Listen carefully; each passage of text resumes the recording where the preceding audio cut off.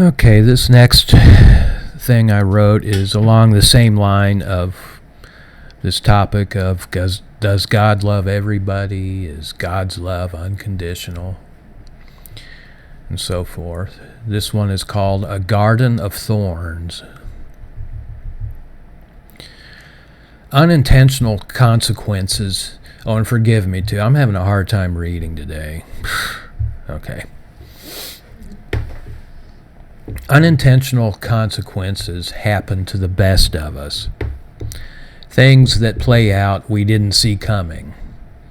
It happens. The teaching of God's unconditional love, for instance. It seemed harmless the time I first heard it back in the late 1970s. It coincided with the programming I received from music, from pop music, like All You Need Is Love, the song by the Beatles, the anthem by the Beatles.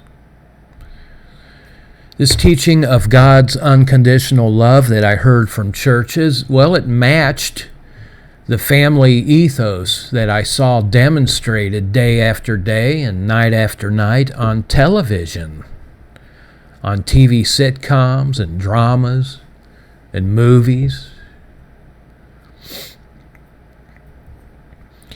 Now, little did I understand at the time the devastation this doctrine, this leaven, would wreak on the spiritual condition of institutionalized church.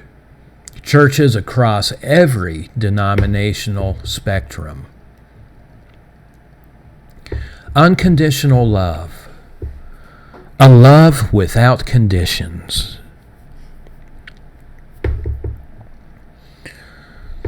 Now, in order for me to love you, it is incumbent upon me to accept you on some level.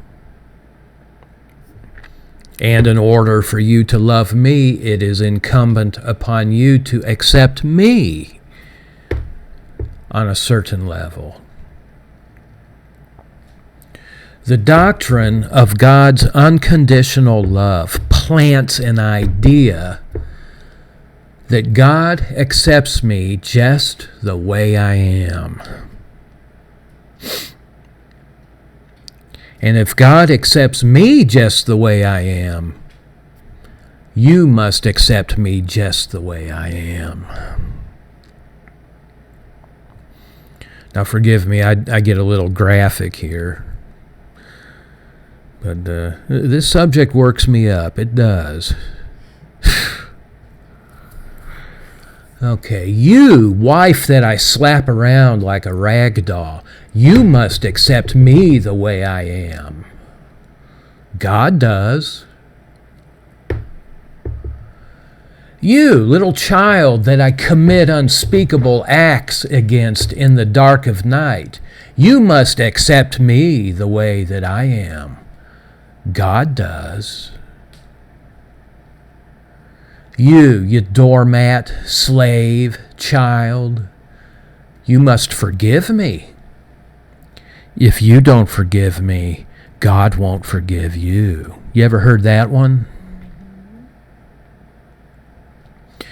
You worthless piece of crap, garbage, you must not judge me. If you judge me, God will judge you. Yeah, I've heard that one.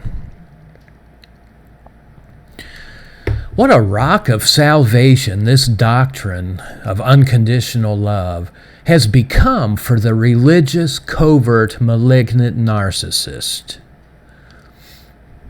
A shield of protection at times, a sword of virtue at others. Most churches have become marketplaces peddling rotten fruit. They've become trees rotting from the roots up. Why? Well, most churches despise the oppressed. the oppressed or the abused, they're bad for business. The unconditional love doctrine, that's good for business. More butts in the pews equates to more money in the offering plate. Speaking out against narcissistic abuse could very well run more than half the congregation off, and in some cases, the entire congregation would leave the church if oppression was dealt with the right way. Dealing with oppression the right way, the scriptural way, would begin by casting down doctrinal strongholds that suggest that God loves everybody. Leadership making the proper distinctions between the holy and the unholy. Church leadership that would distribute both love and judgment. Love for the elect, judgment for wolves in sheep's clothing. Church leadership espousing doctrine that creates a clear dividing line between who is acceptable to God and who isn't. Until this happens, the visible church will continue to be a garden of thorns, a garden of thistles and hedge trees, and fertile breeding grounds, and fertile feeding grounds for the wolves in sheep's clothing among us.